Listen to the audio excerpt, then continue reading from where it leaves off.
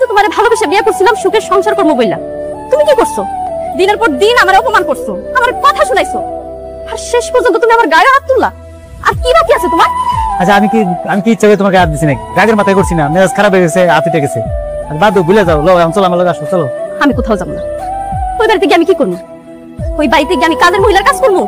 তোমার ভাই, তোমার মা, তোমার ভাইয়ের বউ দিনের পর দিন আমার অপমান করছে। আমি শুধু মুখ বুজে সহ্য করছিলাম তোমার দিকে তাকায়া, কিন্তু আর না। আচ্ছা হয়েছে, আমার মা, আমার পরিবার, মানে আমার ভাই, আমার ভাইয়ের বউ তোমার আর কিচ্ছু করবো না। আমি প্রতিবাদ করবো, আসো লো আমার লগে। কিসের প্রতিবাদ করবা তুমি? কার প্রতিবাদ করবা? সে ক্ষমতা তোমার আছে? তুমি নিজে তো তোমার ভাই টাকায় চলো, তোমাদের সংসারটা পর্যন্ত তোমার ভাই চালায়।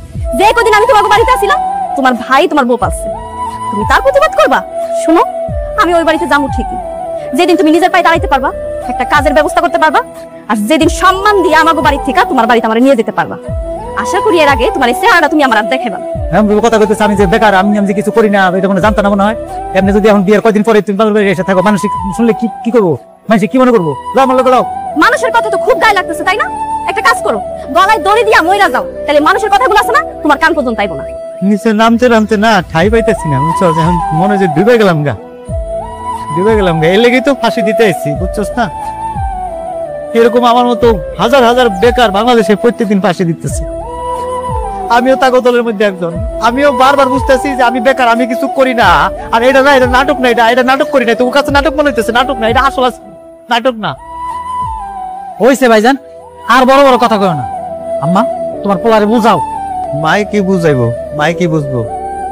মাই তো ভালোই বুঝছে, মাই তো বুঝছে ছোট পোলার টাকা, বড় পোলার কষ্ট মাই কি বুঝবো? মা, ওর চাকরি লেগে টাকা দরকার ছিল না? তুমি তো জানো বাজারের দোকানটা ওর চাকরি লেগে বেঁচে দিয়েছিলাম না? মা তুই এটা কি করছ বাজান? তোর ছোট ভাইয়ের চাকরির জন্য তুই তোর দোকান বেচছস? আমি তো এই ব্যাপারে কিছুই জানি না। আমি মারে কইছি জানে কেউ না কয়বা, এমনকি আমার ছোট ভাইয়ের জন্য না জানে এটাও কইছি, কারণ জানলে হয়তো বেচারা শরম পাইবো, কষ্ট পাইবো, এলে কইছি ও না জানে। আমি কি কোনো চেষ্টা করি নাই নাকি? বিদেশ করছি না, দোকানও ছিল, কিন্তু কি করু, জীবন আমার এমন জায়গায় এটা ঠেকাইছে।